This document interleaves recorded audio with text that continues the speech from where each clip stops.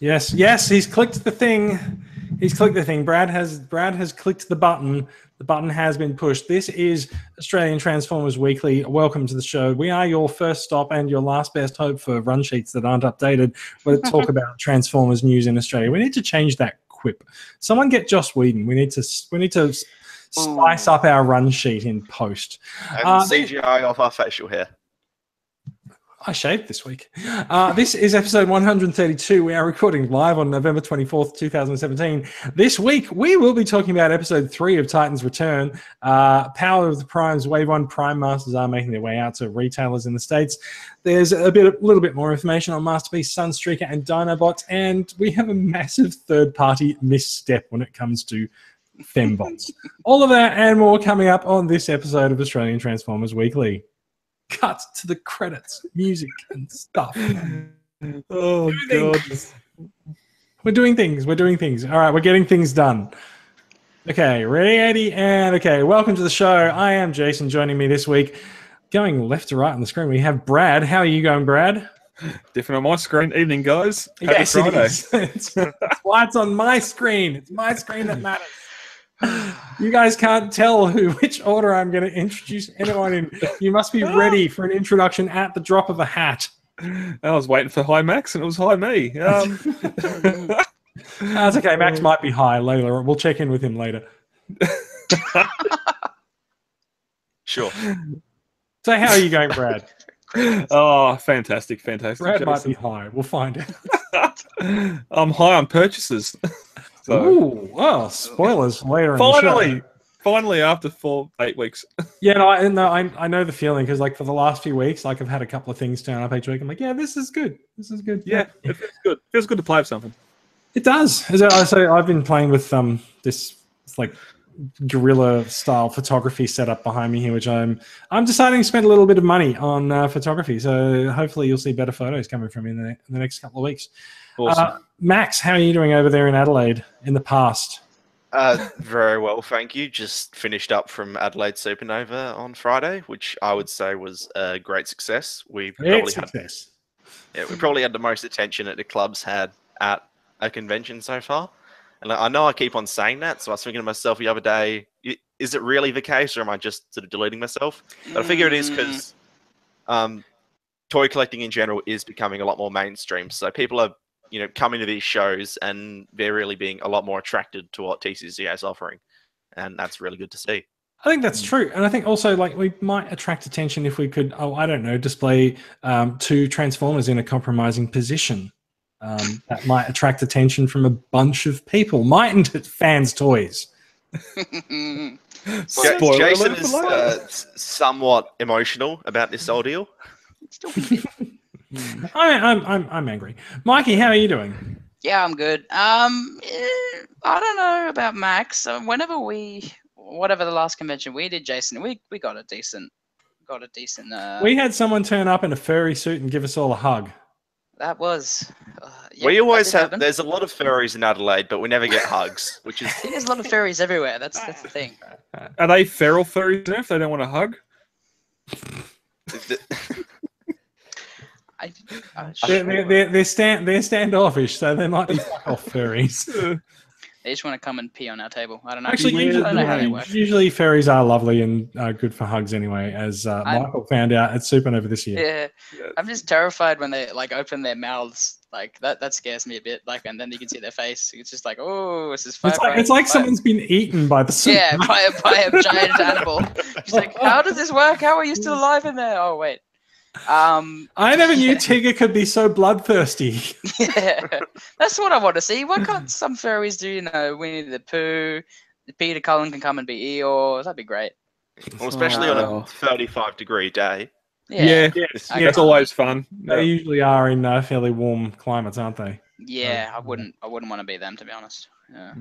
So, Max, you had quite a bit of stuff going on at Supernova there. Like, what was your highlight? Highlight. Who'd you get a hug from that you didn't expect one? I'm ashamed to say I didn't get any hugs. I know. I talked to some people though, which was good. Really, Max, you got to give hugs to get them.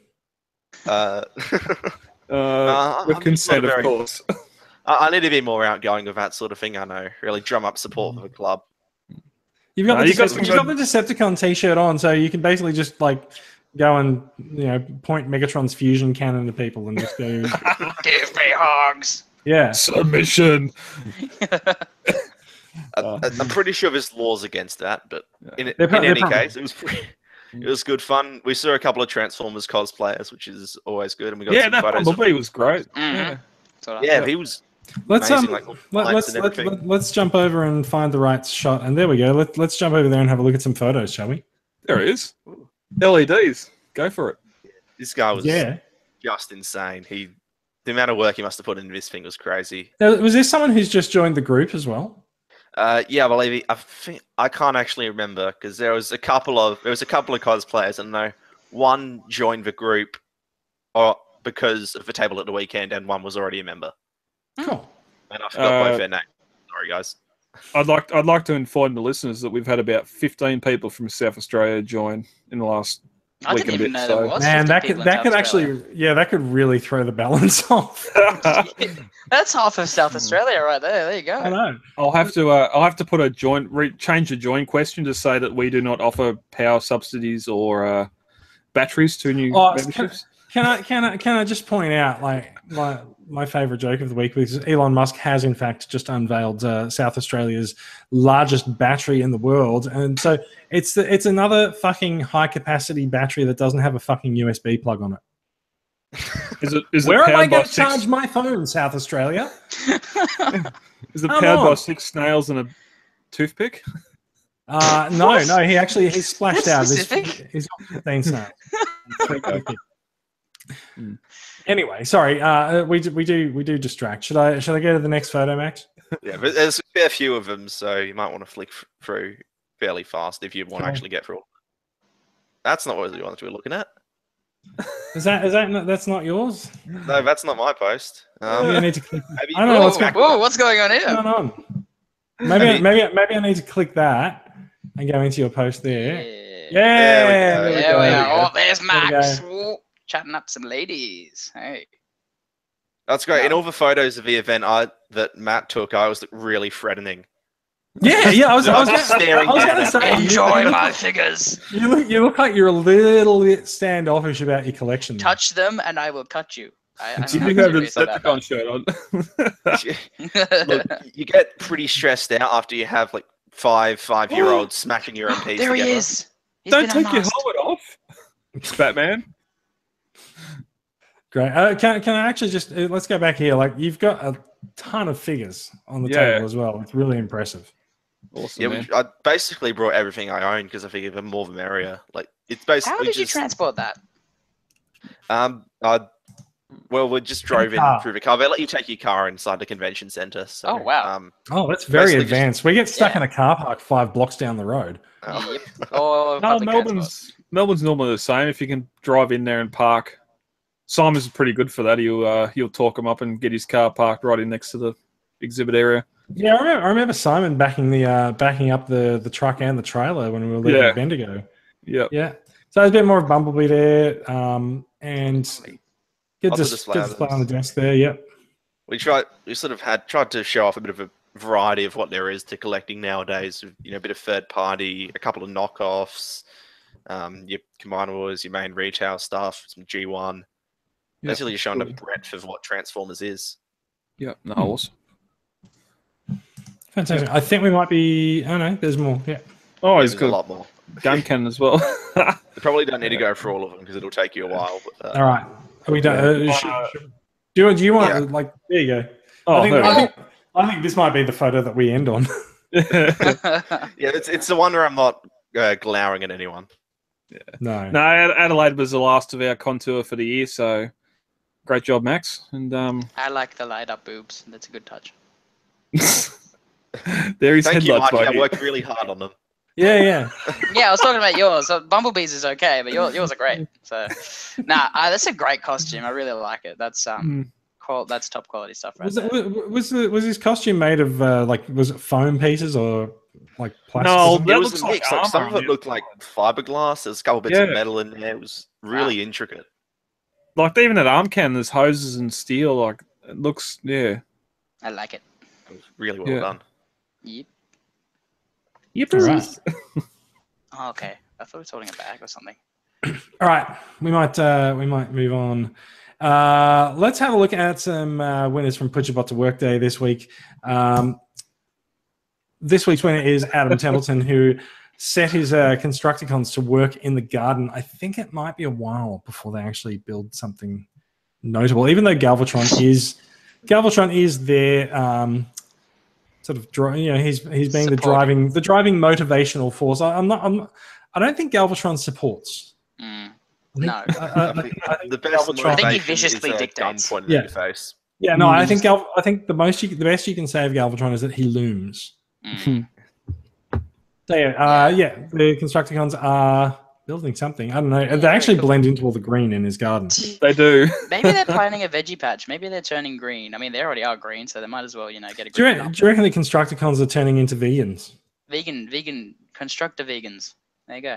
Dev vegan stater? Vegan stater. Yeah. Being Constructicons, I dare say they're attempting to tear out the plants. Well, they're called Constructicons, not Destructicons, yeah. Brad. Oh, Brad. Burn. Glass City didn't get constructed; it got deconstructed. Yes. Come on, get Crystal your facts City, straight. whatever it was. Come on, Brad. Nah, this is a great photo. And a little bit dirty. Honourable mention goes to Alan Jones, who managed to do a lovely Suicide Squad reference and take everything out of his cutlery drawer for both. I assume it was time to clean the kitchen. And if it wasn't time to clean the kitchen, after putting all of your knives on the floor, it will be. Yeah. There's a lot of different weapons in there. MMC swords and the Wolverine claws as well. And Megatron. Megatron's actually in there. There's a master Megatron gun. What else we got? You got a lot of knives there. So there are a couple of notable weapons there, aren't there? Yep. There's a razor. There's a what do you call shaver for your face. Yeah. Pretty cool. There's a razor. Right, and a pair of wire cutters. And the the pizza slicer, I think, is the most threatening item. Oh yeah. I think there's a sonic screwdriver. I'm not sure if that is that. Can I just put out a disclaimer? TCCA doesn't endorse the collection of prohibited weapons because there's a few weapons there that I'm questioning. Can you just not say that when I've got Masterpiece Megatron behind me? Yeah, I know, right? It's fine. There's a couple of weapons there that I'm sort of a bit sketchy on. I can see Tarn's weapon. In fact, the thing we're not England where you have to be 18 to buy a butter knife. Wow, that's true. Yeah. That sucks. Hey, look! You should see the regulatory requirements for handling butter knives in England. I can't imagine how you'd have to handle butter over there. So if they get that strict on the knives. Serious. There is a big old scary knife there, though. That one next to his leg. That is that's a murder weapon right there. Yep. That's not a knife. Someone get Paul Hogan to finish that joke. Let's shall we move on? Talk about some news. Yep. Thank you to both Adam and Alan for their entries to this week's Put Your Bot to Work Day. Wednesdays, the days in the Transformers Collectors Club Australia group. You can come along and maybe post your pick. If you take your pick a couple of days early, just hold on to it. And a couple of people have made this mistake recently. They've gone early, and then by the time they get to Wednesday, it's like, it's the same photo. Yeah, 3 weeks left. So there's Grimlock's gun as well. There you go. Oh, Grimlock's sword is there too. Yeah, awesome. Is that a gold grenade in the bottom left? Probably is. Yes. Where? In the bottom left. Between the two massive swords. Between those massive chunks yep. of I iron. see that. Yeah, wow, okay. That's I don't even know what they are. That's great. Yeah. All right, we are going to move on to some news. Wait, actually, we're not going to move on to news. We're going to talk about the shitfest that was episode 3 of Titans Return. Machinima, lovely. We did that joke last year. It hasn't caught on. I don't know. That's unfortunate. So, what happened in episode 3 of Titans Return? Metroplex and Trypticon, after walking towards each other for a week, finally made contact. It has actually literally been 2 episodes, hasn't it? Yes. Yes, 2 episodes of them walking. Yeah.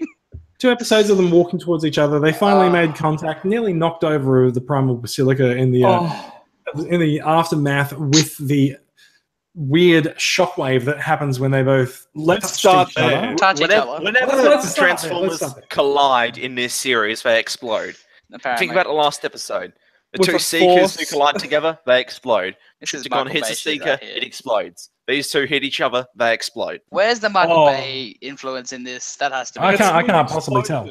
It's not an explosion. It's a shockwave that's felt for hundreds of miles around. It's an explosive a big yellow shockwave. explosion. And then you get a big yellow Perceptor. shockwave. And then you get Perceptor, oh, the Basilica's going to fail, and Mistress of Tapping Stick, oh, no, it's fine. we have faith. It's true. She doesn't seem to have a flame around her. She's got a stick. There's no flames.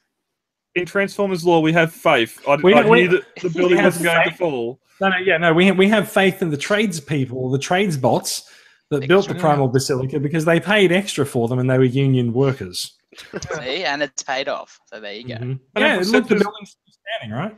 Yeah, Perceptus gets up and shrugs off and goes, well, I thought it was going to fail. Yeah. I didn't like these statistics. Yeah. And yet, just an episode ago, Prime was like, I think Perceptor could lead the Autobots. And now Perceptor's like, shit, I don't know how buildings work. Yeah. My life has been a lie. I thought I knew how the structural integrity of this building worked. worked. I was a bot of science. Yeah. So that was a bit shit. Hot Rod took to the freeways of Cybertron, and so did Prime. In fact, it's actually kind of a miracle that they both didn't actually meet because they both went out for long drives. It does make one wonder just how long the freeways on Cybertron are, and also just for those of us playing along at home, how do you get on and off a freeway on Cybertron? Because they don't seem to have any on ramps or off ramps; they just are long stretches of road, or for that matter, any other cars. Yes. They've covered that. Massive cities with no one. They've covered it this time. Metroplex told everyone to evacuate. Thank you, Metroplex. You've excused the lack of cast. They're very efficient at evacuating straight away. Tony Stark has brought the area. It's fine. He's brought it and evacuated everyone. He's brought the area. He's brought it. Let's every fucking Megatron. So Megatron has a conversation with Prime this episode. I feel like they felt that the banter between Megatron and Prime went pretty well in Combiner Wars, and that was one of the things that we liked about it. Was these old these old souls that had been warring for a long time, and they've ended up both on the same side, and they're like, yeah, this is pretty cool. And now Prime and Megatron seem to be Megatron just seems to be like a almost as Shadow. No. Like we said last week that Windblade was like a spoiled little brat, like constantly wanting attention from everyone. Megatron's come along, having been at war with Optimus Prime for like 4 million years, and he's come up there and he's just gone to Prime. He's like, "Oh, I don't even know why I'm talking to you," and walked off. It's like, I don't know, maybe because you actually called out the fact that you killed him. And he's still there, and now he's having religious visions because I don't know, he came back from the dead. Maybe he's entitled to a religious vision. And they mentioned Unicron.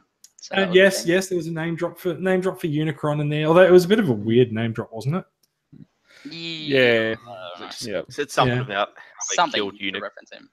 Also, so this is the weird thing, right? We're referencing Transformers the movie by saying that Megatron killed Prime and blah blah blah.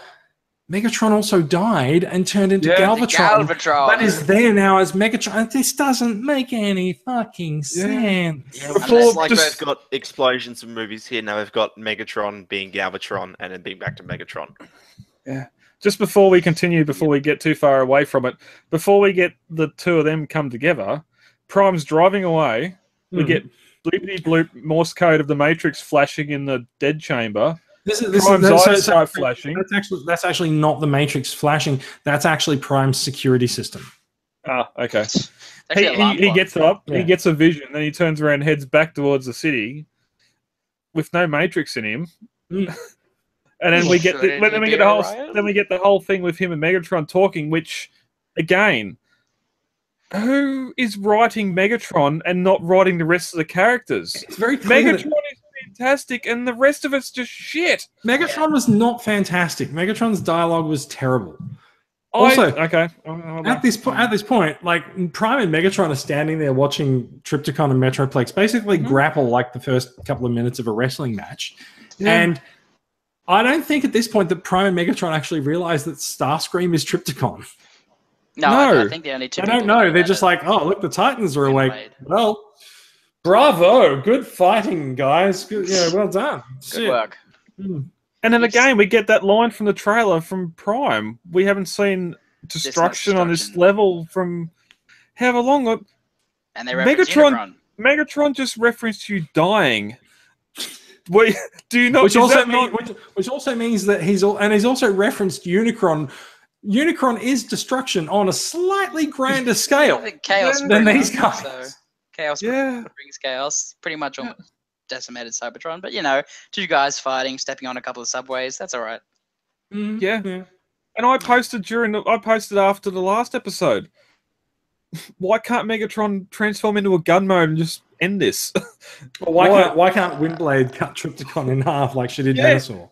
Cut his arm off. He's not moving fast. You can go up and just tap him on the shoulder and go, and just cut this arm off. Most of his attacks are him turning around and hitting him with the tail. And then, slowly. Actually, you know what? Do you reckon Metroplex is just like, fuck, I wish I had a tail now? Yeah, I know. All of Trypticon's attacks are him hitting him with his head and then the tail. He's not using his arms at all. He's just literally look at them. They're tiny. into him. I know they're tiny. They're tiny. They're useless little arms, right? Like, he's a T-Rex. Yeah. But like, no explosions. You have to aim the explosion. You got to walk at each other for an explosion to happen. But if you sit there and go ram each other, it doesn't. Then nothing happens. Yeah. Logic. All right. I don't think any of us are very happy with this. Can we just talk about before? And then Windblade comes in and starts talking to herself, and then 5 minutes later, Metroplex responds. It's like, gripping show. This is the problem with episodes that run 10 minutes long, is that you can actually have something happen 5 minutes later. Yeah, but then the combiners all land on elsewhere. This is the part that I want to get to. Okay, all right. The combiners have been sent off to find Fortress Maximus, and it does appear that they've gone directly to where Fortress Maximus is, which is I assume convenient. I assume he's on Google Maps, and they just looked it up. Yeah, and so Metron has him on Google Maps. Yeah, so they've gone and they found some place somewhere, and there's a giant fucking computer terminal, and I say giant because it's like a combiner. A combiner has had to walk up to use it. Like Venusaur walks up to it. Can you imagine Bumblebee using this computer terminal? He'd have to like jump on one key. He'd have to run for half a day back and forth. Like, lol. Yeah, that's great. The big flashing yellow button, and Venusaur goes whoops. Yeah, so he pushes the button, launches a missile, and then there's some discussion over what exactly the missile was. It was a fucking missile. It's our last great hope, or something. Wasn't it like it's either going to doom us or save us? No, it's a fucking missile. It's gone. It's either going to be our greatest destroyer or our salvation. Just like, nope, it's a big ass, Do you reckon that what might actually happen is that they fire that missile and it's going to just do laps of Cybertron? Comes back and kills them all on things. No, it's just going to do laps of Cybertron for a while. It's like every single lap is going to be like a meter off, so that it moves a little bit, and eventually like Metroplex is just going to be like, shit, here comes the missile, hey Trypticon, shove. The war is ended. I skipped the bit where they get there. Did they space bridge or anything, or are they still on Cybertron? Hold on. When you say you skipped the bit that they got there, it's 10 minutes long. Yeah, that was. Like, why did you feel the need to skip it? I mean, it is pretty bad, but I don't think it's. I had to start the podcast. I had to get through it. I was just. You've only just watched it? No. I watched it the other day. Yeah. I watched it the other day, and I must have stopped because I don't recall them finding. Oh, fair enough. Yeah. Body, but just did they go somewhere? Or have they just gone somewhere else? We don't know. They've just radioed in, and it's just like suddenly all the remaining combiner models that they were like, shit, well, we've got to use something to add extra characters to the show. So all the combiners are for some reason in their combined forms and wandering around Cybertron looking for Fort Max. They've always been. They've never been in their individual forms as well. I think the Constructicons. The Constructicons. Yeah. Slightly. You don't even see them combined. No, I thought. Did we not get the Constructicons last year? We did. Yeah, we got them last year. Yeah. There's no Yeah, there's no Between the two transformation series, at all. hasn't been a single one at a time, for the love of God, please, guys. We haven't seen many transformations at all in the series. We've seen Blade, we've seen Prime. So basically what you're saying is that this series is the ultimate thing for your collection of statues, Brad. Yes, it is. And fair enough too, because they look good until they move, right? Yeah, that's still my thing about it. Yeah, there's not much transforming. Yeah. Okay, I think we've Mystery Science Theatered episode 3 of Titans Return for long enough. Does anyone have any closing thoughts? Yeah, this was a mistake. This should never have been made. Pretty much. Yeah, once again, asks why, what, how, what? I've got How are they making enough money on this to? Oh no, there's no money involved. That's absolutely right. There's no money involved because, for one, they're streaming it on Hasbro's own network, Go90. 2, they're streaming it on Tumblr internationally because no one would fucking put up any money for the rights. Yeah. So they've gone to fucking Tumblr. They haven't even put it on YouTube because they're afraid someone's going to steal their precious animation. No, it's already been stolen. There is, yeah, of course it is. There is no money changing hands here because, 1, Hasbro hasn't spent any money on it. 2, Machinima hasn't spent any money on it. And 3, there's also no ads on and around it. So who's making any money off it? No one. Nobody is. Final question. Why even do the episode by episode? Why not just release 100 or an hour and a half feature? Could you imagine if the Killing Joke or a Marvel or DC cartoon was in 10-minute pieces? The fans would fucking rip the internet to bits. Like, it just, I don't know. Yeah, you mean like what we're doing right now? Yep.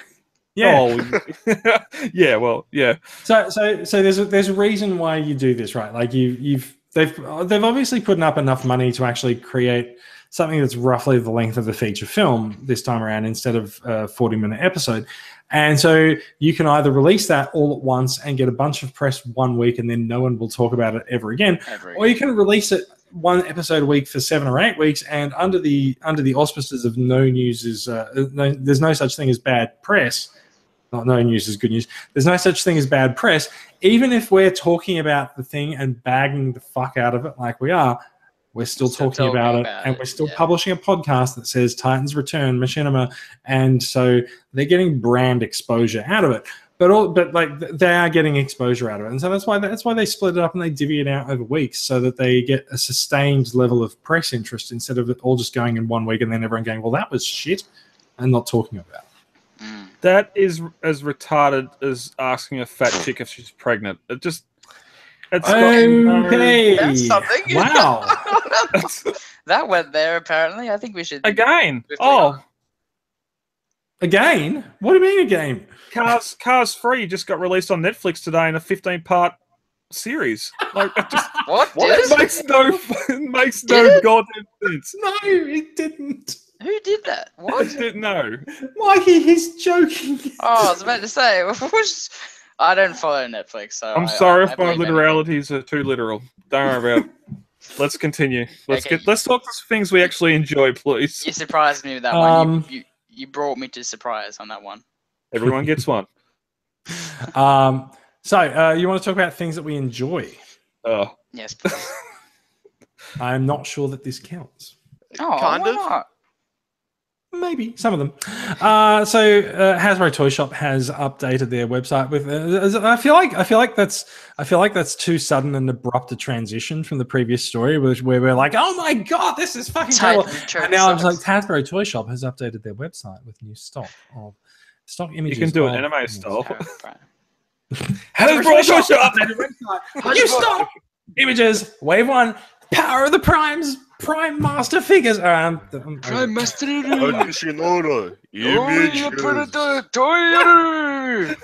Transformer Action Series. And that's Japanese listeners. Sorry. Yeah, no. I am looking at the live streaming map, and Japan just went dark. God, come on. I've heard them bag that it's great. I love it. I love those commercials. Those commercials are amazing, and that's me. Hey, look, there's Transformers on the screen. Anyway, back to square pegs and round holes. Yes. Oh, I don't. There's a bunch of press images have been released for Prime Masters. It's not all of them. It's only like wave. Was it wave 1? Yeah, just wave 1. Yeah, it's a few for wave 1.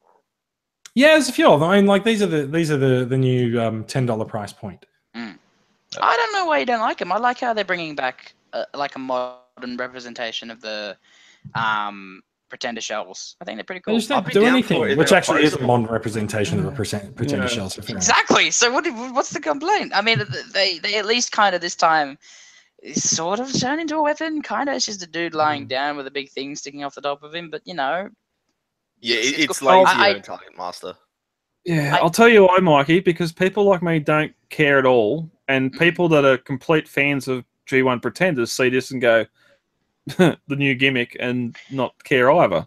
What I just noticed for the Autobot dudes, you can the helmets, you can actually see through to the little guys' heads. I didn't notice that before. So if you actually look at the I think we did spot that during one of the initial launches. I thought that was cool. But yeah, I mean it's a cool throwback, I guess. They didn't have to do it, but I mean it's just the they did. It's just the little, what we got for the little weapons to turn into other things that we got. But I guess the thing with the Titan Masters was that at least a lot of those little packs had some really clever engineering, like stuff like Ape Face and Crash Bash. Yeah. Where they move the mass around, differing between a few different molds is really clever. Whereas these guys are just exactly the same, and they all look kind of boring. But somewhat different head sculpts for your Titans figures, so you can put different heads and mix and match and all that. This is just to put inside a foot that's attached to a chest, and it's just or to put in Prime's Matrix thing, I guess. No, I feel like this could be improved if they would, and like you could swap off that back piece, so you could make it into a headmaster instead of just. Oh yeah, well yeah, it is pretty crap. The whole they turn into. Oh, the peg's the same, so you could. Yeah, I reckon you just unscrew that thing and you're getting a head on there, no doubt. Or faceplate from the or you can even just go into Shapeways and get a new faceplate and put it on, But the head on the little bots is the same size peg, so you can put that on a bot now. Yeah. Even though it's going to look like Guppy face, but still. Well, so let's have a look at how they attach to the guns here, right? Like, so they're basically, so if the Pretender shell transforms by basically lying down, so too do these guys. You can't see me. I'm hiding. Yeah, I'm hiding. I'm invisible. So in fact, it's the legs that are plugging in these guys, right? Yeah. Yep. But that's the same as tight as the headmasters. They had the little head, the little pegs in the feet. So I reckon what you've got here is you've got these things on your legs. That's actually going to be where they connect in, right? Yeah, that and there's holes on the end of the feet. Actually, no, because that would actually connect up there. So it must be something on the back. Yeah. And maybe there is something. They got the little 1 millimeter ports in the feet that plug on to all your bases and that. That maybe it's just that they got. But it just essentially looks like exactly the same engineering. Just instead of a face on their back, they've got the little M&Ms. Yeah. Nonsense. All right. Prime Masters are part of Wave 1 of Titans Return to Power of the Primes. We haven't got any of them in Australia yet. Nope. Not happy, Jan. I had a look today just in case. You give him a chance. Like, it's still November. Yeah. When December hits, we should be flooded. Hopefully. I think in general, everyone was really quite surprised when they started turning up in the States because people were expecting them to be just before Christmas, not a month before. Here's a slight hint. Being Wave 1, you're probably going to see these again for the next 8 to 9 months. So get used to seeing them on your shelf. 8 to 9 years, Brad. That's more. Yeah, true. Yeah, they're decent little things for $10. You can't complain, really. I wouldn't think. Question mark? Yeah, kind of, not really. Really? All right. I like them. But that's just my opinion. Let's talk about something cool that happened this week. That's a matter of opinion. It is a matter of opinion. Takara Tomy announced a brand new Transformers crossover this week with a Street Fighter 2 versus Transformers Takara Tomy Mall exclusive sets. Now these are due to release in May, and they figure so that they feature. Sorry, they don't figure. They feature Ryu versus, and I got to say, there's a bit of a confusion between whether or not it's Bison or Vega. Bison is the Western name, and so Vega is the Japanese name. Because Vega is a different character in the Western version as well. Oh, I don't know. Yeah, there is a Vega character. So it's Ryu versus Bison, who is named Vega, and so these guys are repaints of the Titans Return figures. And the second set is Chun-Li versus Ken. So. If we go into here, so because they are Titans Return repaints, you do get the little Titan Masters that look like the actual character. That's actually quite a nice paint job from Takara on that. That is actually an even nicer paint job there, and then there's repaints of Rodimus as Ken and Chun-Li as and RC as Chun-Li. And you can see there. They didn't make RC a Titan Master, but the Titan Master one, I guess it's still. So she's the Generations mold, right? Yeah. Yeah. So and so then there's a Street Fighter 2 logo on the back as well. on Rodimus. Spoiler. They come with some. I think they come with a stand for the first X purchases on Takara Tomy Mall, and yeah, so there we go. So you can see pretty clearly here that Ryu is a repaint of Convoy. That's the G2 Convoy, the triple changer from and Octane. Octane, yep. And Octane. And Vega is Megatron. Yep. Which makes sense. It's Ryu versus Vega, right? You know, it's Prime versus Megatron. Surely that's good enough. Interesting paint jobs on them, and we saw Chun-Li and Ken earlier. Flesh monsters.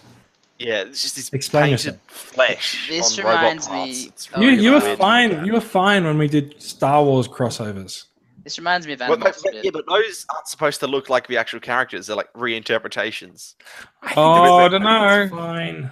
I think they're fine. Anyone? No. A bit of Animorphs, fleshy looking. Nope. Thingy. Yeah, but those are even worse.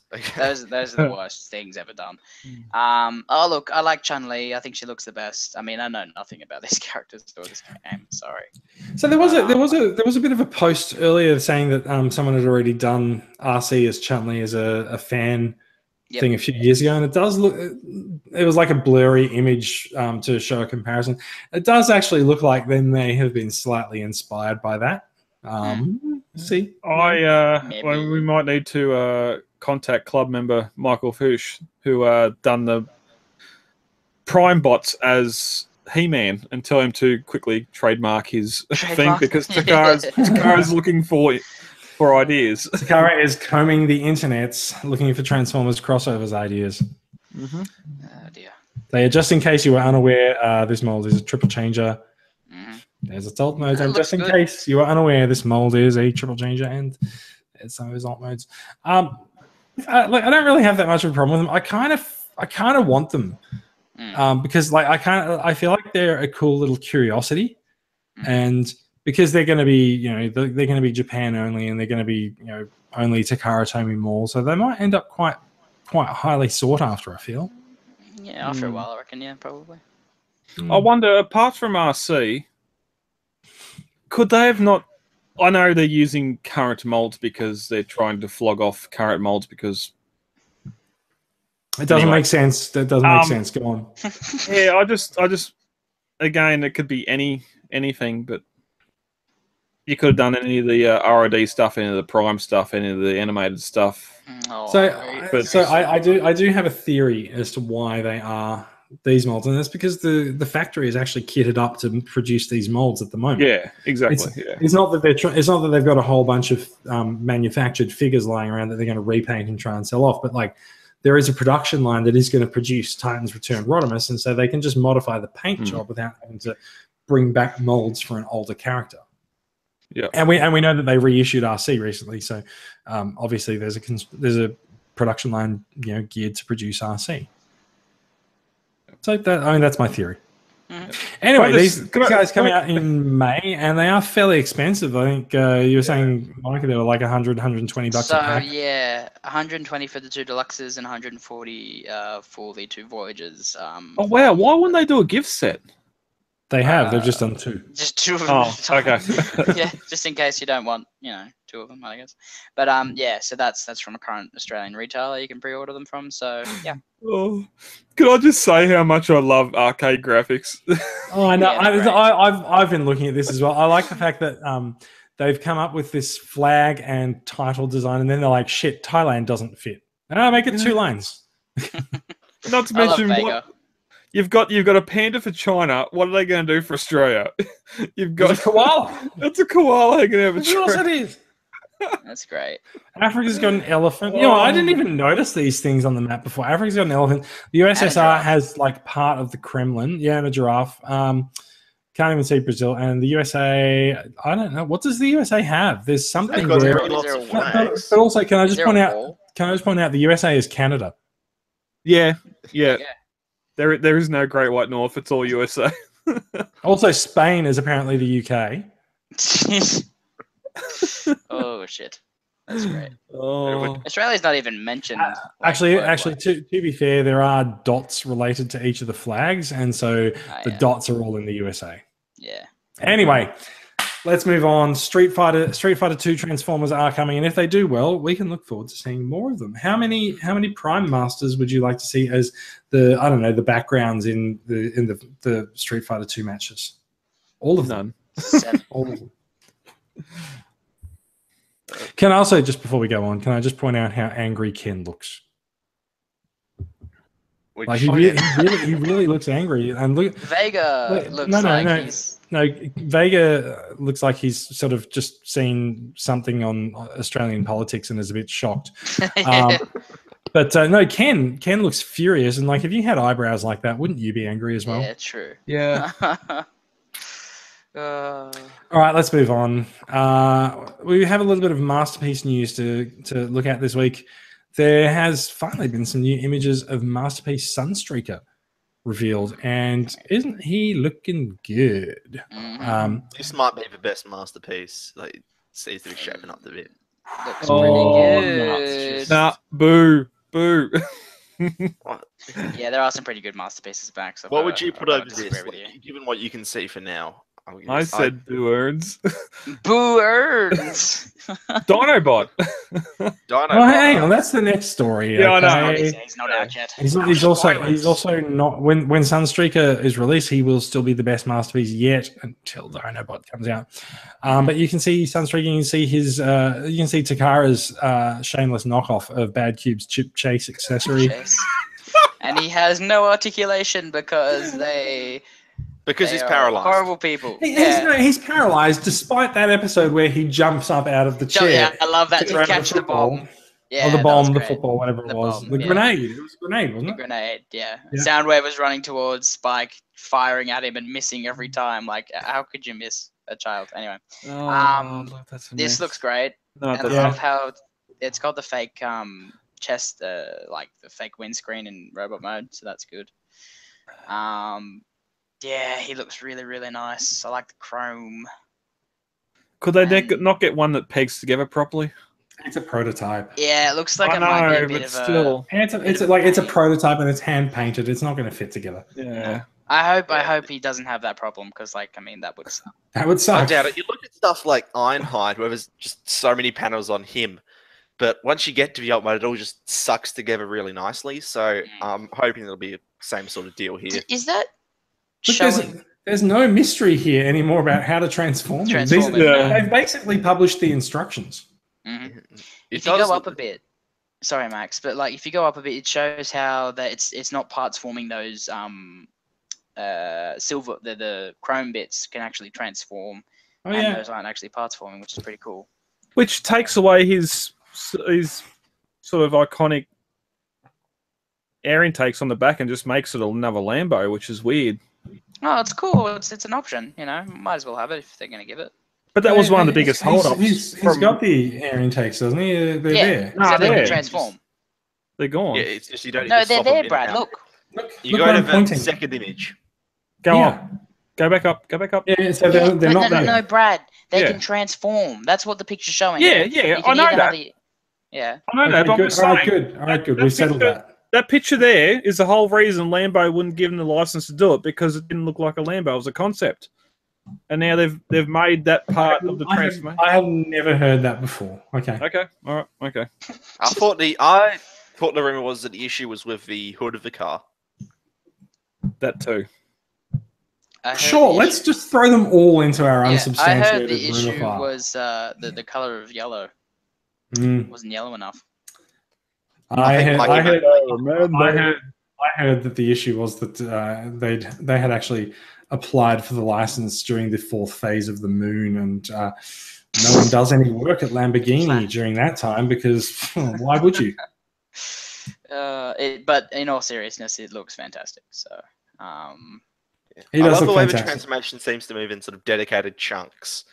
So that's like you sort of split them in half, and you do the upper section, then you do the lower section, and it all seems to be really independent of one another. Like it's not like you have to swing things around on sticks and panels and all that crap. It just look at that in dedicated sections.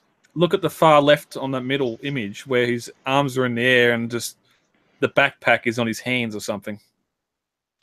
Yeah, but it's still a separate section. It's not like I'll stick with Sunsurge. I think this blows Sunsurge out of the water, to be honest. But it's also going to be full. And also you get the line art version where I think I'd really like to see this translated, because I assume that there's like some design notes and stuff like that. There is a hand here. It is a hand. And look, Chip's designed to be in this seated position. If this was actually from Fans Toys, there would be notes next to everything saying must be sexy. Yeah. Chip would be in the 69 position with that alien head. Whoa. Wow. Okay. Wow. That's horrible. Okay, let's move on. Brad Like... wants to move on to the next story, right? Yes. For the last time, I swear. Sunstreaker is coming out real soon, so like he's going to end up landing on our desks in the next few weeks, hopefully. So it's supposed to be December release, yes, which is pretty close to the second run of Megatron as well. Which 2 MPs for the price of 2 MPs. Yeah. Bargain. 2 MPs for the price of retail. How good is that? All right, so we do have a few new images of Masterpiece Dinobot that have come out this week. These are from Figaro magazine number 238, and someone's posted them on Facebook, and they've ended up on TFW 2005. These are looking really good, and these actually, we've got Masterpiece figures and Generations figures together, and they do. We've heard for a long time that the Generations figures were sort of like considered, to go with the Masterpiece figures, and they really look good together here. Yeah, it's such. I guess it's because they managed to nail the aesthetic with both sets. Yeah, but I still want a new Rhinox and a new Rat Trap. Sure, of course you do, but yeah, but this is what we're getting for the time being. And it looks good. They re-released these bots end of last year, I think it was, in the more screen accurate colours, just to fit with the MP line. It's the whole reason Primal's. Yeah, you're right. They did, didn't they? Yeah. It's the whole reason Primal's the size he is. Interesting, Black Arachnia is not pictured here. Which one? Yeah, true. They could have gotten her in, but they didn't. She's busy. But she's supposed to be. She's like hanging out in Hollywood. Just leave her alone. I literally just finished. I literally just finished watching that episode where she came into Beast Wars. I'm rewatching it at the moment. It's such a good series. Anyway, this thing looks fantastic. Have you guys talked about that? Apparently, the tail has a motor in it. No, don't. Let's not. Apparently, the tail's got a motor in it, so it can actually spin like with a switch, and you can spin, or you can wind it up and it'll spin. Yeah, cool. So that's pretty cool. Wow. He just looks stunning. I'm very, very. Some people are displeased with the Dino mode, but like, come on, you gotta really? make it. You know, you've got to. It's a fucking transforming dinosaur. Do you want a shell former? Exactly, you're gonna have bits showing, so you know, I think it looks great, and then that I think he's gonna be worth the. He looks pretty shiny. Yeah, I love the sort of the gloss they've got in the face sculpt and everything. Mm. Yeah, on the steel, on that steel, like all the steel is just a nice gloss on it. It comes off just looking a lot like the CGI model. It really does for that reason, doesn't it? And the claws are awesome. I love the claws. They're very faithful to the show. I don't know about the stand. The stand sort of got me wondering. What do you mean? Like how? Well, it looks like bloody Terminator's microchip. The stand is sort of like needlessly detailed. Yeah. And also, it's like twice as long as it needs to be. Yeah. Methinks. Well, you don't know how much it weighs, so they might need the stability. That's true. To stand up in Dino mode, I'm kind of like, it'd be unfortunate if it can't stand up by itself in Dino mode. And you can change where the peg is, so you can have different poses on it. So it needs to be large enough to change that. But I just don't understand why it looks like a microchip. Yeah, I don't know why it needs blocks. Well, they did a lot, like in the episodes. They did like fiddle with a lot of microchips, so I guess that's a call to that. You know. Yeah. But yeah, this guy. All different faces, just so good. Yeah, I love the teeth. The teeth are so good. Yep. That's a terror. The one to the far right, that is that's something you see before you die. Yep. That's terrifying. Yeah, but no, love it. Love all of it. Can't wait till it gets out. Yeah. All right. I've pre-ordered this. I'm happy. I'm all good. Green light. Go. Mm-hmm. Okay, so excuse me. Takara also showed off a few new figures this week, and the main reason we put this story in is actually just so that we can all like talk about how good this box looks. So the Takara Transformers Legends LG50 6-shot box is a massive throwback to the old Power Master designs from the 80s Transformers with their big grid and the digital starburst behind them. He looks fantastic. Yeah, it's sort of the nicest packaging Takara's done in a while. I mean, Legend stuff is generally pretty good. Legend stuff is pretty good, yeah. That's just I like the little nice. window. It looks third-party tier. I like the little window for the headmaster. That's a neat little thing. Yeah. I'm not sure that is a window on this box, is it? Yeah, maybe it's just painted. I don't know. Maybe for that one's just painted. The rest of them are all. The other releases have a window. But yeah, just that's just a G1 art right there, just done in the Titans or Titans Return toy, but like it's just such a beautiful box. Like they're showing all the modes and all the colorful background. It's just great. It just works. Can I just point out? We didn't think this would happen as this figure went from Hasbro to Japan, but 6-shot in Japan also has a submarine mode. Yeah, he does too. It does. It's not a gun mode. Why? Oh, those poor seamen. Oh, Brad, really? Mm. Come on now.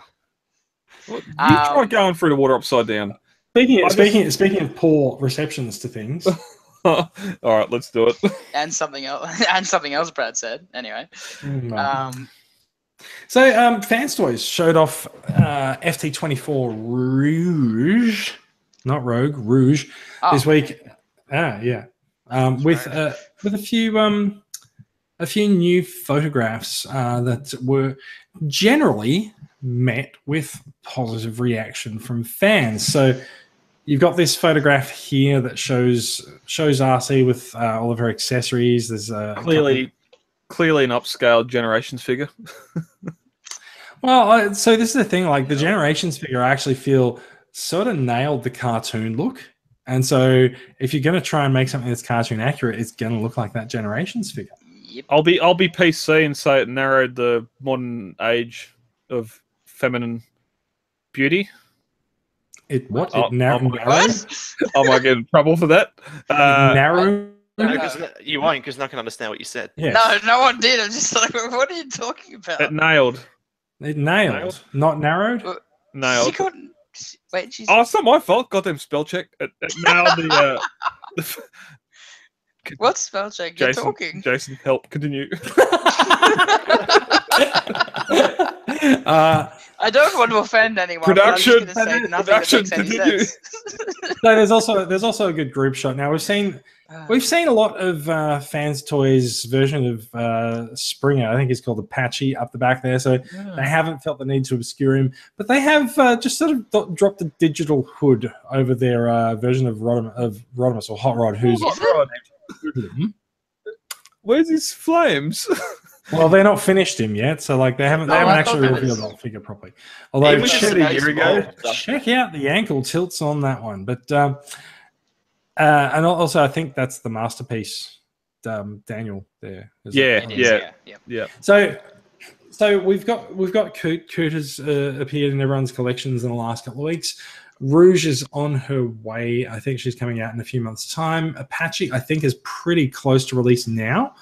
Hoodlum's still to come, and so getting these guys together for given that they're the movie cast is getting them together for a photo shoot is a fantastic idea, and of course you can you can add appeal to the fans by adding a lot of digital effects, making it look like they're in a bit of a war zone, etc. And Apache's looking pretty good there, actually. Fantastic.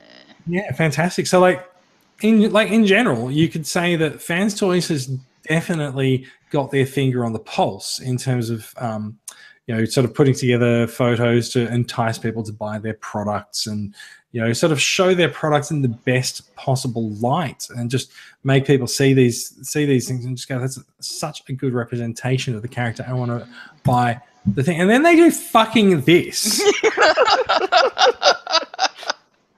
Oh, I was just building up to it. What the frick were they thinking of? Read the room, Fans Toys. Okay. Oh, what were they thinking of? So there are a couple of things. There are a couple of things that do warrant talking about with this photo. Now, so we do have an apparent simulated sexual act with Apache and Springer and RC here, right? Because in the cartoon there was always some kind of an implied mutual respect and relationship and stuff like that. It was never like this. No, it was never like this, and this is frankly really, really offensive. Yeah. And you don't need to use this kind of shit to sell your toy. No, you don't. You're one of the most popular. You need to use it if you don't want people to buy it.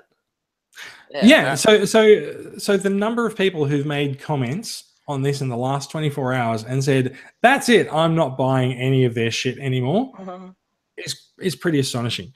Now, I kicked up a bit of a fuss about this on Twitter last night, and I woke up and my phone actually had a shitload more mentions than I usually get overnight when I go to sleep.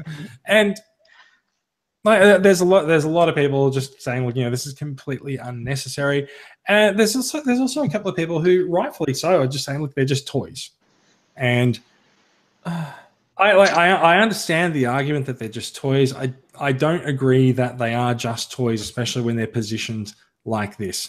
And I think it's really poor on Fans Toys' part to release this photograph, and especially in an environment where we have people like Harvey Weinstein, even Kevin Spacey, and there's a new politician, there's a new actor, even fucking John Lasseter from Disney has taken a sabbatical because he made missteps and made lewd advances to female members of staff. When we're having a discussion as a society about men having power over women, releasing this image to promote your toy is a fucking brain dead thing to do. Yep. Yeah, it's just, I mean, the amount of people who are saying that they are boycotting Fans Toys, I feel like they've got every right to do so. It's just what I can't. I don't think they'll stay away for long because they make a pretty good product. So I don't think people are gonna boycott or stay away, and I don't think people have to. But it's up to each individual how they react to this. And if we haven't, like we're a group of guys talking on a Transformers podcast, right? If we're trying to actually explain how women feel, like we are the least qualified people on the planet to talk about that. That's why I've remained silent. That is probably not why you've remained silent, I suspect. Can we go back? Can we? Does this there are a couple of things before we do much about this, right? There are a couple of things I want to point out that I find interesting about this. There is a different Weibo handle on the bottom of this image, just around the bottom where my mouse pointer is. On the other images, they've put fans toys on their photos. This one does have a different Weibo image, which does possibly lend the fact that it wasn't fans toys. Plus, the quality is a lot less. That's why when I seen this in the chat this morning, I thought someone's making a joke out of fans toys. But here's the question: if someone is making a joke out of fans toys for this, how the fuck did they get 2 unreleased figures? That and how has fans toys not released something on Twitter or social media to say, "Hey, this isn't us"? Well, so fans toys doesn't really do social media. Like they do Weibo, but they don't do. Someone has 2 of their figures and do something like this, they're going to get the social media pretty quick. What the hell is a Weibo? You'd think so.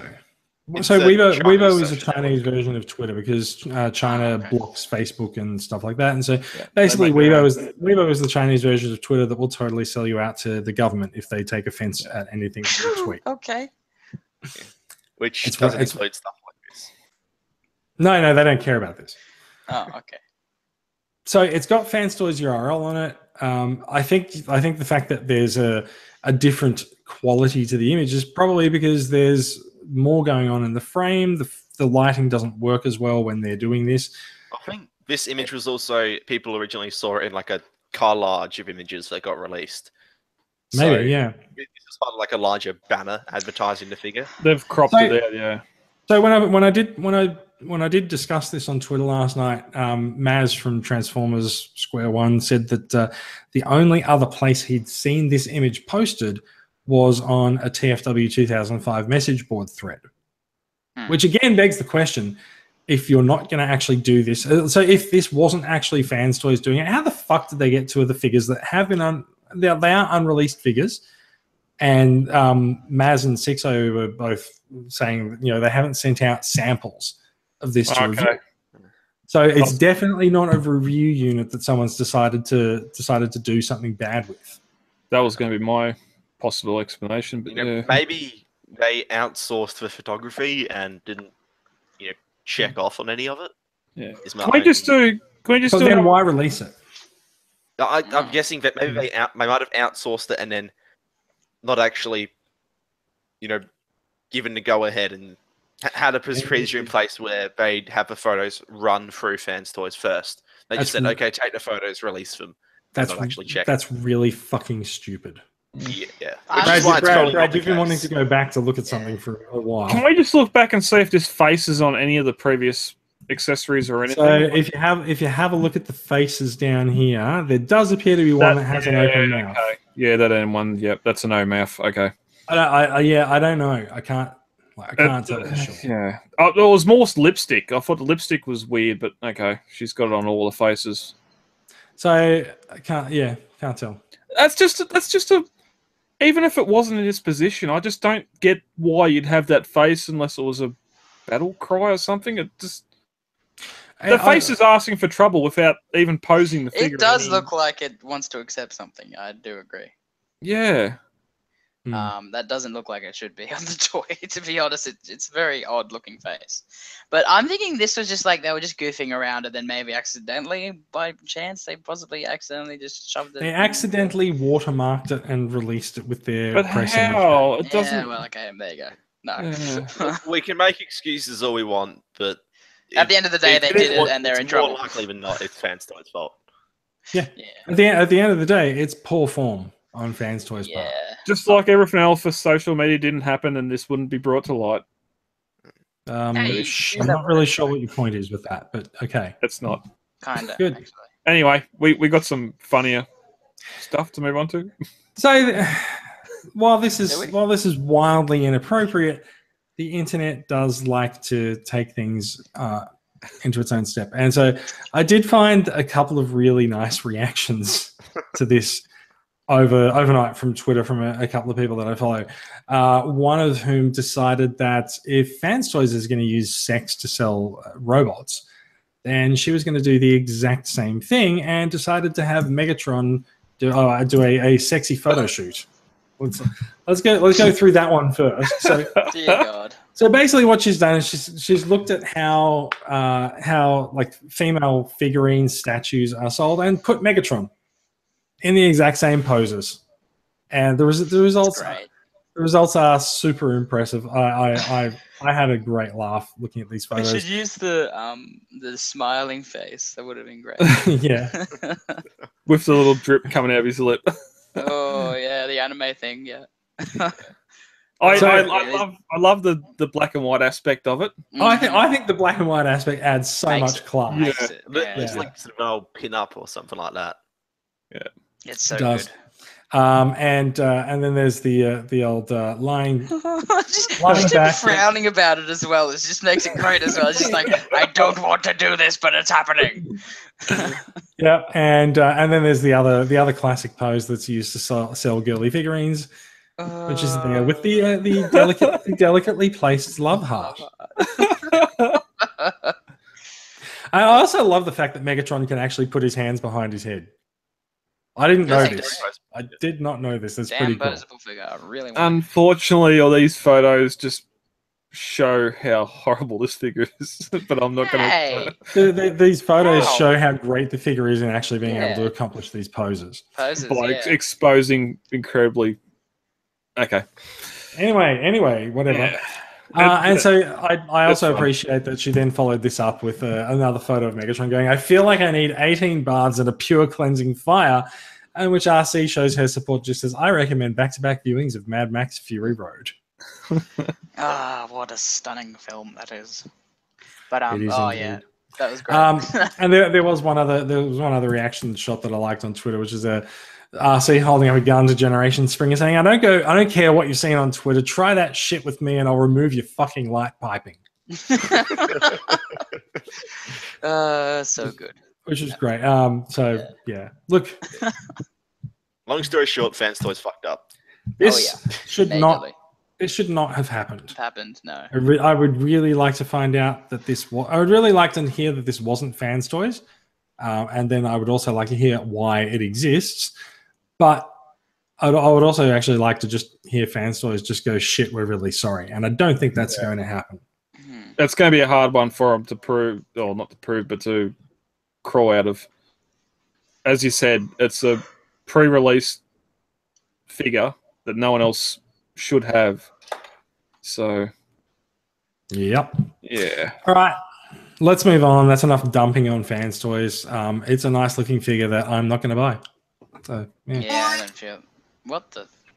Brad's got the soundboard out again at an inappropriate moment. It's not a soundboard. It's one of those. I don't even know what they're called. Halloween junk that's on clearance for 10 cents. Excellent. Good job. Yes. I'm in the kids' room. Wait, why are you back in your kids' room? Because I didn't have to move the computer. Where's your kid? Pooter. He's in my bed. He's just switching roles. He's the man of the house for tonight, and I am the child. Tonight I get to sleep in the bunk bed. Because we are, of course, recording on a Friday night, as usual. Let's go. There are a couple more stories to look at before the end. We've got Perfect Effect has got a Beast Wars Transmetal 2 Megatron that they've got some nice photos to look at. Oh, he looks gorgeous. He does. He does look gorgeous, doesn't he? He is so not Transmetal Megatron. Yes, he, well, he's Transmetal too. Hasn't he got the thing on the wrong arm? The wings, the wings are wrong. The legs are wrong. There's so much happening. What are you talking about? Yeah, it's not. How is it wrong? I find that sort of easy to overlook because Perfect Effect always has a slightly more stylized look to their figures. You're making the figure. Yeah. Make the fucking figure. Don't make your own. I'm gonna make. We're very sweary this week. We are. I apologise because we're do it live. Yes. Yeah, it just. I like it. Yeah, it's a bit stylized, but it fits well with their Prime. So. It doesn't. It's not screen accurate. Sorry, it's not screen accurate. They tried so hard. They got. Is there a photo of the actual the animation?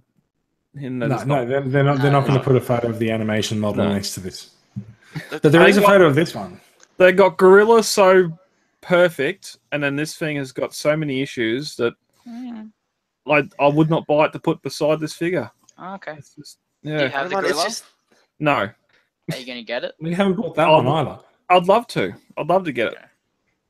But yeah, I don't know. I don't see what the problem is. I like it. I think it looks great. I think it looks imposing. I think it looks like the character. When we see this in color, it will look much more interesting. Someone did a digibash of the blue version, but like I didn't know where the blue version was from because isn't he red? Yes, this has got more manga in it than it does Beast Wars. More Magna. More make America great again. More Magna Spaghetti. Oh my god! Really? What? Yeah, I don't know. There's a foot. Come on, that's good looking. Come on, that fight scene. It's Godzilla versus it's King Kong. It's King Kong versus Ghidorah or something. I don't know. They've KO'd a Zoid. And what's bad about that? Zoids are an awesome series that is continuing today. Are they continuing today? I don't think so. Why not Zoidberg? Zoidberg.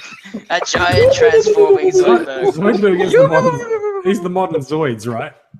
Yeah. Oh, that's great. I want a Zoidberg. That's the next crossover we need. We need crossover with Futurama. Oh man. Zoidberg, Bender. No. You know who can be the Zoidberg in that crossover is last night Berserker. Or it could be that bloody RID figure, the not clamp down, the other one, the Bisque. Yeah. There you go. There's your perfect Zoidberg. Lobster Bisque. Lobster Bisque. Steel Jaws are Underbite. Underbite's a Futurama. I had a city. Yeah, that was I'm quite happy with the city in Futurama because it's huge and sprawling. Shall we move on? Yeah.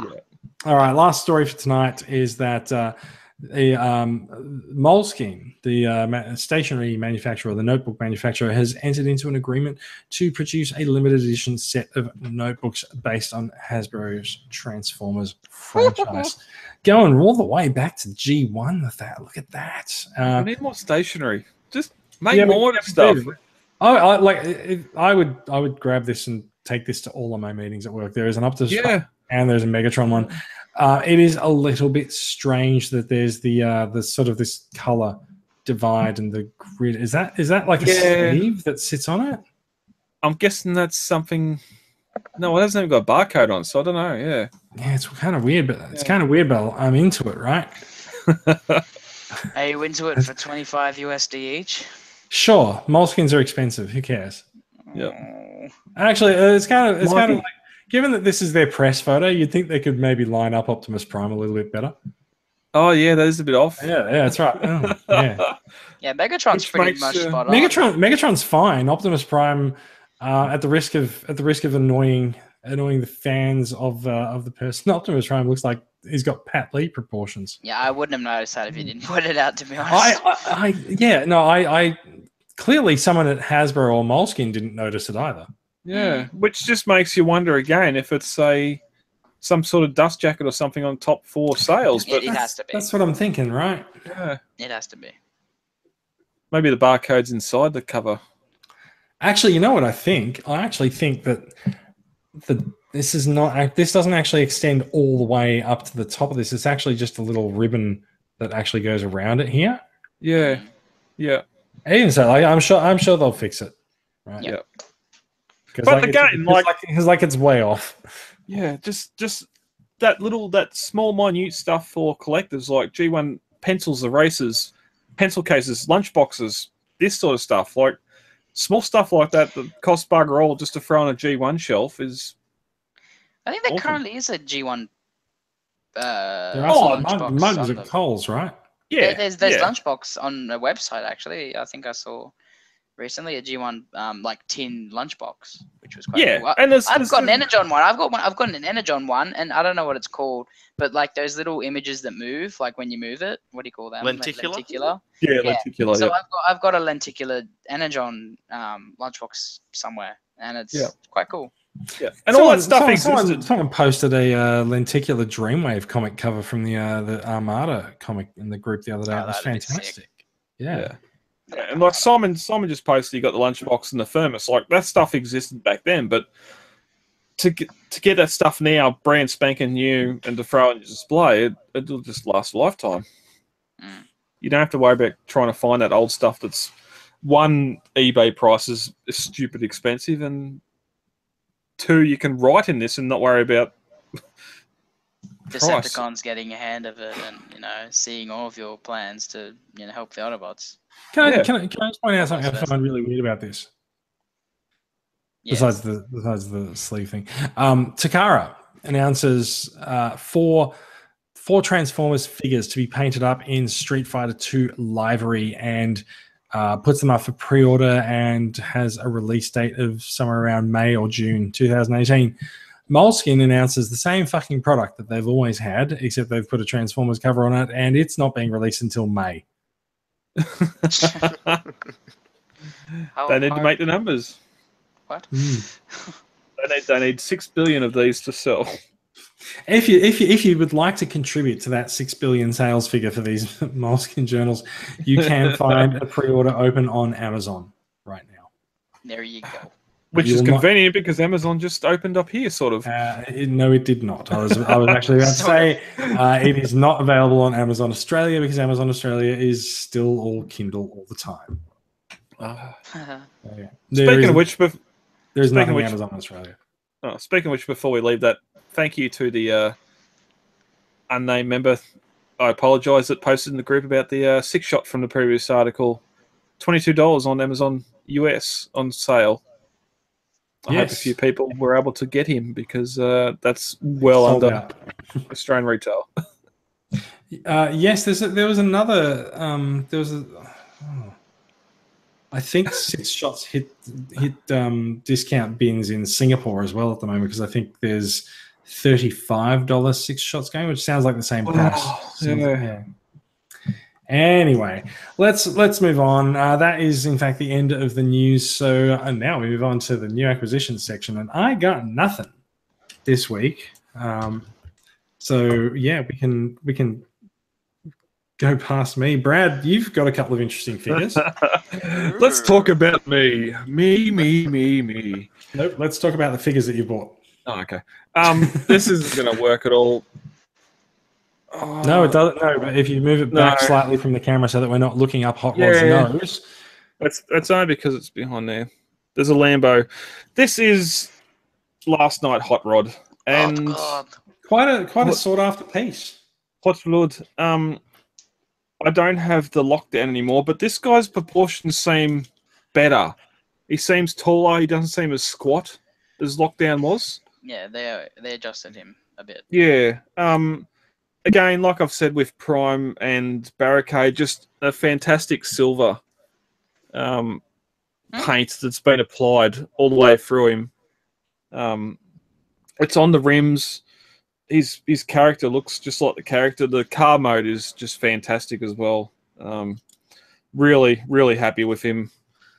Probably one of the better deluxes in the line.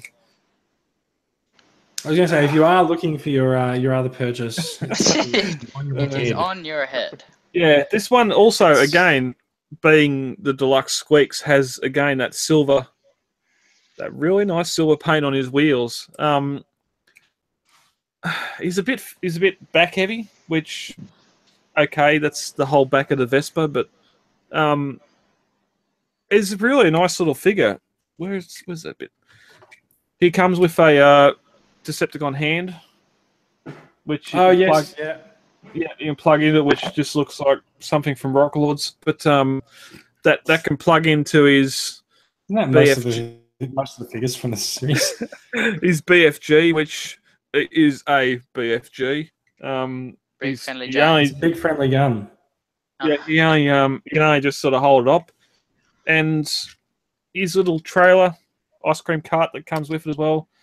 Unfortunately, mine the little red, like a blue version of Wally. Yeah. Oh, that's already broken. Okay. The little, oh, don't lose that little red lid inside. I went to open it and the hinge was frozen shut and it snapped instantly. So some super glue on that to try and get that to work. But again, like just nice little silver on the whatever they are. The things. Yeah, he's got a nice little robotic claw arm. It's the prime G1 trailer version 2. Like this thing is fantastic. It's the more compact version. Yeah, there's more happening here than G1 Rodimus Prime. Like it's fantastic. I love it. Love it. Yeah, I guess the thing about Deluxe Hot Rod is it looks like probably one of the better Deluxes in the line, but it's just seems so inaccurate, and the total lack of accessories is really a bother. Not even the stop the time gun. Yeah, that's the thing. He's like one of a few characters in the movies who has like an iconic weapon. It's like this is his thing, and they didn't bother to include that with a figure. Yeah, and actually, I feel like these lines are not for the first time, but like it's such a throwback to those days when in G1 we had all these toys that didn't look like they were really matching up with what was on screen for a very good reason. And then the last few years, we've had a lot more screen accurate figures, and like Transformers Animated was basically ripped from the screen. And now we're sort of back to this whole, yeah, you've got this figure that represents this character on screen, but it's very different, and we've not given you his gun. Yeah, but even like that Age of Extinction Lockdown had the big gun that clipped on his head. God, that thing was terrible. You can cut it in half and remold. You can use half the plastic and remold into his time stopper. That and and have it as what does it stop? It stops time. It stops time. Yeah. It's a time stopper. DJD cannot come near me. Bye, French listeners. Yeah, France has just gone dark as well. Yeah, but that's the thing. Like, pull it out of the box and drop it. To pull it out of the box and just have nothing with it is just depressing. It's you kind of end up feeling a little bit cheated as well, because it's like they're $40 deluxes for the movie. Yeah, well, that's why did I pay $40 for this and you're not even going to give me a freaking gun? Considering this costs more than this, and you've got he's a little bit smaller. You've got those accessories. You got all the plastic in this, plus the detail, the silver again, the clawed arm. It's not that bad in person. Looking at it now, it does look poorly applied, but it doesn't. It's not as dark. It's not as caramelly as the photos looked. There is a little bit of leg problems with his, because all this is just. He's got loose legs. Yeah, it's really weird how all this bottom works, but yeah, I still think it's fantastic. It's along there with Barricader's fantastic deluxe figures from the last night, and with Toys R Us having their 20% off coming up in the next week, I hope to get Skeletron and a few others that don't have yet. I waited. Hopefully I'll win. What? Who just wins? I win. No. I was reading something else. Okay, yeah, I heard someone beep. Okay. Mikey, what do you got? Okay. So I didn't really get anything. Well, I did buy something. I did buy two things. I got for Christmas. I'm getting from Santa. Santa's buying me something, and then it's getting. Anyway, I got. I wanted the. Look, there's a complicated funds transfer that's happening around Christmas time, and we don't want to go into it. But what are you getting? Yeah, no. I've wanted the trip to come for a while and didn't want to pay the prices. And then I put into the group saying, "Hey, is anyone going to sell it?" And then good friend of everyone in New South Wales, Jonathan Tundafasana, he had a spare one. Said, "Yep, I'll give it to you for a great price. And he got it to me for a great price. So good on you, mate. He's a great guy. For anyone in TCCA who's met him can attest to that. And then also just to finish off my DVD collection, I bought the complete series of Beast Machines. And that was a bad idea. No, it's bad, but it's after Beast Wars, so I've kind of got to have it in there. So a lot of people get it, right? Yeah, it does. So, and the first episode, you at least get to see them in their Beast mode, in their Beast Wars forms, but like it doesn't make any sense because they've reverted back to previous form. But anyway, it's a confusing mess, but I like it and I want to have it. So wait until the end where you see the whole entire planet population of Cybertron as 5 pixels. Yeah, I know. That was pretty bad. But yeah, that's my acquisitions. Max is back. He ducked out for a second there. Max, you've got a nice bumper list of figures that you've got to show off. What do you got? Well, yeah, because I haven't been on for a couple of weeks, just various things, so I end up with a fair bit to talk about. And Jason, I know you also have this guy, but we've talked about it previously, but that is the Generation Toy Megatron. So he's copycat. He's the IDW style version of Megatron, and he's basically can only be described as perfection. I'm absolutely in love with this thing. He's fantastic. Yeah, like if I had to point out an issue with him, I guess it kind of sucks that you still have to parts form the cannon. But other than that, it's just how could you overcome that, really? I mean, look, I wouldn't have a problem with that if they hadn't done so many other really clever tricks. Fair enough. Like the way they transform the legs and a lot of the torso movements are really genius. It's a shame that still hasn't been changed, but on the whole, it's fantastic. I think it's nicely consistent with the Generations figure, though. Yeah, feels very similar. Like the basic motions where everything goes, it's all the same, but it's just a whole lot more added in there to make it more accurate. And what I love about it is how quick it is to transform. Like at Supernova, I was talking to Matt Healy, and he was saying that his MP36 takes half an hour to transform. And then this thing, because people were asking to see it in both modes, I transformed it 3 or 4 times over the course of a weekend, and it takes all of 5 minutes. It's just such a simple process. It's fantastic. Yeah.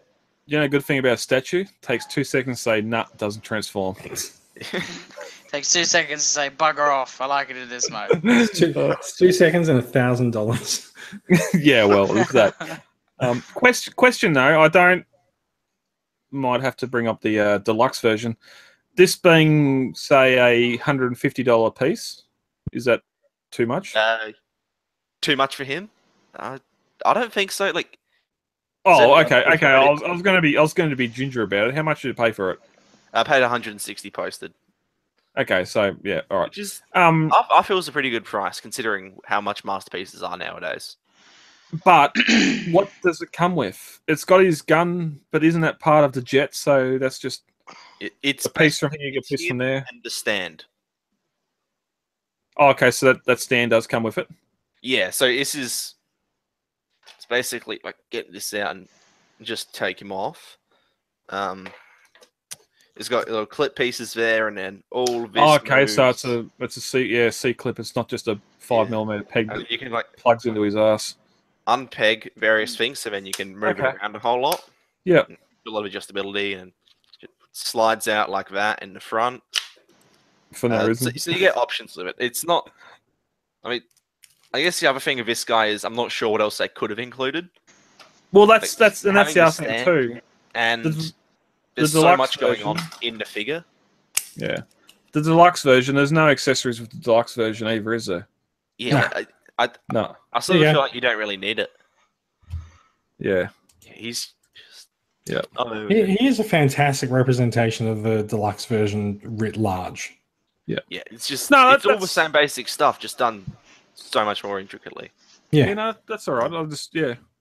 And of course, I was going to ask Jason when you brought it up last week about if there was any accessories that come with him, but yeah. Like, he's very much not the G1 figure. Like, he's definitely not the G1 figure. Like, you know, he's not the G1 style, but like I was scammed out of my MP Megatron, so He's gone on the masterpiece shelf because he's just that good, and like, he's still from a G1 Star continuity, so he sort of fits. No, it's just in this time of third party and everything else, it just seems that they seem to overload the releases with accessories just to lift that price point a little bit. But he seems to be one of the exclusives that doesn't come with the accessories and fits the price point pretty well. Yeah, he's like, I mean, I'd prefer a cheaper version, but he's just such a nice package on the whole. Like, you know, you get one of the nicest boxes I've ever seen on a figure. And the build quality of him is probably beyond that of MMC on their best day. It's really something else.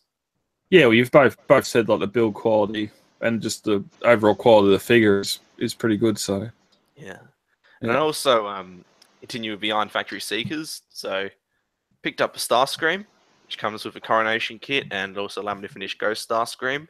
Of course it does. Yeah.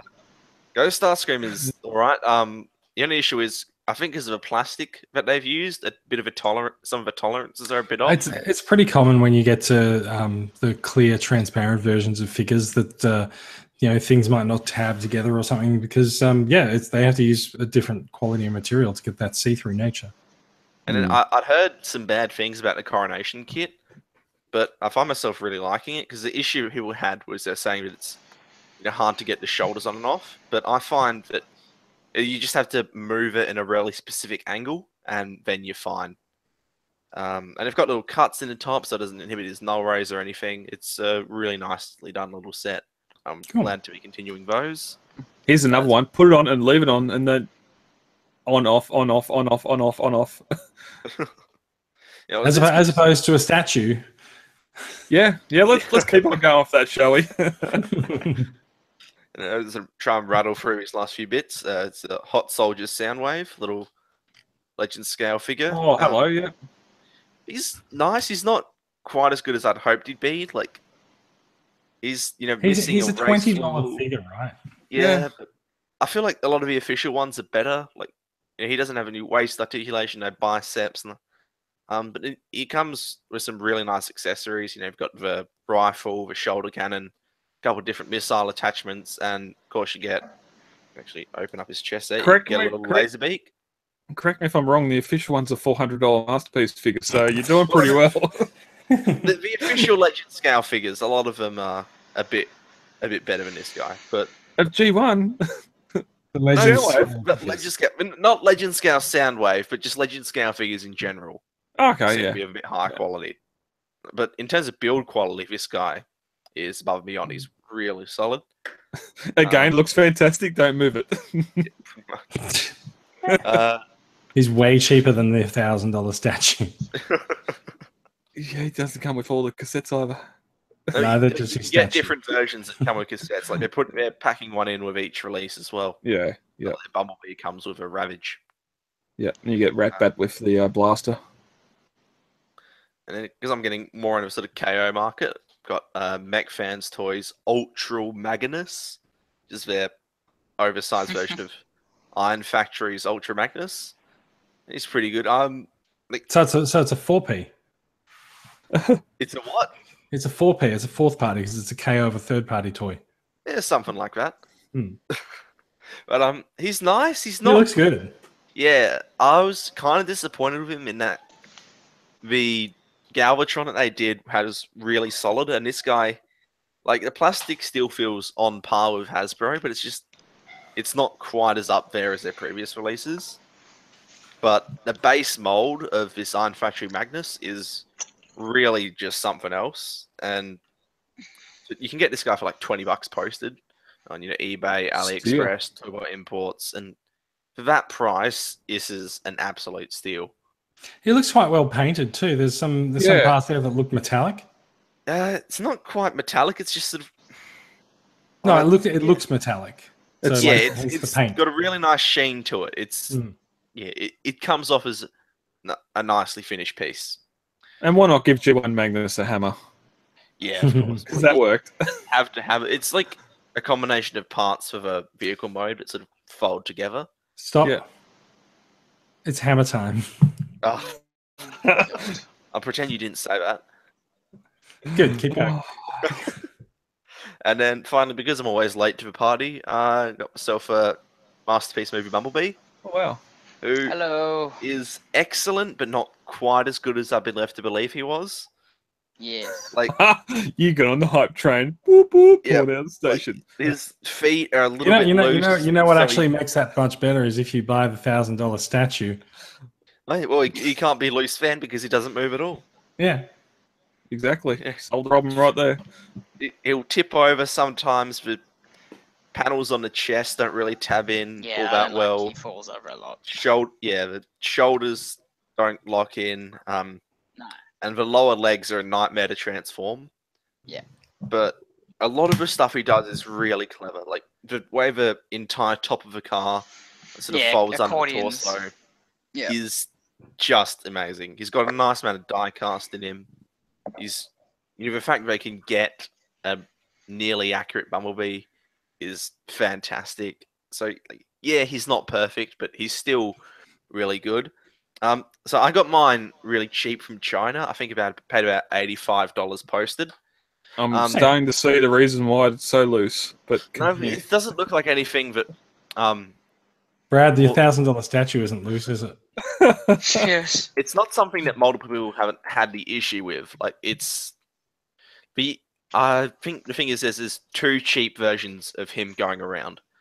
So the first one is the knockoff, which is you'll find him. He's packaged in the box, so you won't find him loose. He just comes presented as being the actual movie masterpiece.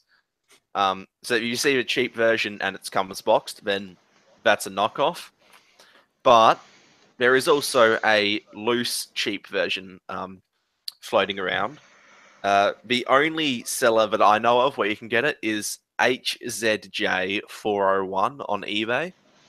And I've checked with, I think it was Sam McLaughlin, who knows people in the business, and said, okay, there's like a factory rerun sort of thing, a bit like what happened with MP Hot Rod, where they put on extra versions of him in the factory with a different color windshield. This is the same deal, but as far as I can tell, there aren't any differences with it. So if you're looking to pick him up cheap, just go to that eBay seller. But be aware that if you get it from somewhere else, it's more than likely a KO. So that's not the official B. No, this is the official one, but it's like it was a long walk, but we did get there. Oh no, I thought you explained that it's the more expensive than the KO cheap ones. No, this is about the same price as the KO. Okay. But this is the official one where just people, I think it's just stolen off the factory floor. Yeah. Something along those lines. Yeah. Well, considering it probably shares some of the engineering to what Barricade's going to have, are you looking at getting Barricade? I've already got mine on pre-order. I can't wait for him. Ooh, yeah. All this new movie stuff is so exciting to me. Right. And yeah, I guess the thing with this guy is you can get this cheaper version, but then the KO is supposed to be better quality. Like the painting and the build quality is all more solid on him from the reviews I've seen. So do as you will. Conspiracies. Is that part of the bot forms or the Transformers line? Yeah. Transformers. I think it's called Legendary Toys Wasp. Giant robot fights that do not appear on screen. Pretty. Yeah. So okay. That's it from me. Anyone else? No, I got nothing this week. Anyone? Very disappointing. That is it. So before we do close out the show, some Transformers Collectors Club Australia business, the Christmas donation drive is open. Tickets are just $5 a piece. You are making a donation to help the club run things and purchase tables at Supernova and the like, which is where Max was last weekend. There are some great prizes in the donation drive this year. We do have a Masterpiece Megatron, we have Shockwave and Sunstreaker on pre-order, and some third-party bots like the TFCon exclusive Sphinx, which I was mentioning earlier in the show, and the Veteran War Dog, which is a special edition limited to I think it was 500 pieces. There's no limit to the number of donations you can make and tickets that you can earn, and anyone can enter. So for full details, head on over to the website at transformerscca.com. We are at the end of the show. Does anyone have anything that they want to talk about before we finish up? Just briefly, next weekend is the Melbourne TCCA Christmas party at Pleasant Surprises. Can't wait for that. Oh, awesome. That'll be great. We're going to have Speedformers going again. I have a certain time to beat. Thank you, Ben Keenan. And I was there to witness it, so I'll be there to witness your and see how you go. I haven't touched G1 Prime since. I don't have G1 Prime here, so I cannot train. You need to practice. No, I don't. It's not, practice does not make perfect in this case, because kind of does. You fumble those hands. It actually kind of does. You just fumble those hands. If you practice, then you won't fumble the hands. Luckily, I did her a lucky tip that you put the gun in the hands before putting them in. Thank you, Mikey. But that is next weekend. So anyone in Melbourne, you're welcome to come up to Pleasant Surprises in Diamond Creek. The full details for that meetup is on the website, and the address for where Pleasant Surprises is. Got sort of a buffet dinner on. We're going to host, and we're going to put everything into the trough. Yeah, there's going to be a long trough. Transformers stay on top of the table while you dunk your head. So that's going to be fun. We could probably talk about it again next week, but it'll be too late. So, yeah. Good job. Yeah, awesome. Okay, I think we are at the end of the show. So thank you for listening, everyone. If you are still with us and watching the live record, thank you for watching. And if you've been making comments that we've been ignoring on the Facebook post or on the YouTube channel, we're sorry, and thank you for participating. You can find out more about these stories with links to them all and more in the show notes posted to the Transformers Weekly Facebook page, and they're on the Podbean site. If you would like to get in touch with us, we encourage listener interaction. And we enjoy positive feedback in all of its forms. You can find us. You can get in touch with us via the official site. It's on Podbean, and we do appear to be locked on Mikey as he shakes his head at that. So, how? I don't know. Our official site is on Podbean. It's transformersweekly.podbean.com. I am apparently now presenting to everyone, so thanks. The Facebook page is Australian Transformers Weekly, and we're all in the Transformers Collectors Club Australia group on Facebook. If you are listening to this podcast at random from a Google search or something, you can find the podcast and subscribe on iTunes, Pocket Casts, or any of your podcatchers of choice. And you might also, while you are subscribing to podcasts and you're in the podcast subscription mood, you might also want to subscribe to Transformers Legends, which you can find at tflpod.podbean.com and on the TCCA YouTube channel, which is the youngest skewing podcast with Brad and his boy who's taking his place in his bed tonight, and it's kind of weird. And they do a show looking at things like robots in disguise and rescue bots every week. Now, we are a production of Transformers Collectors Club Australia. Club is a registered and incorporated club in Victoria, and we are not for profit. TCCA is run by volunteers who donate their time and money to make the club and Transformers collecting in Australia better for everyone. Our goal is to connect Transformers fans around the country, and we do it by engaging the collecting community and occasionally yelling at fans' toys for releasing stupid shit. You can find more information about us and our opinions on fans' toys at transformerscca.com. Thank you for listening. We'll be back with more Transformers news next week, and hopefully an apology from fans' toys. Goodbye, and stop doing that. See you guys. Goodbye. Yeah, they're good. We got a Mikey at the end. Nothing from Max.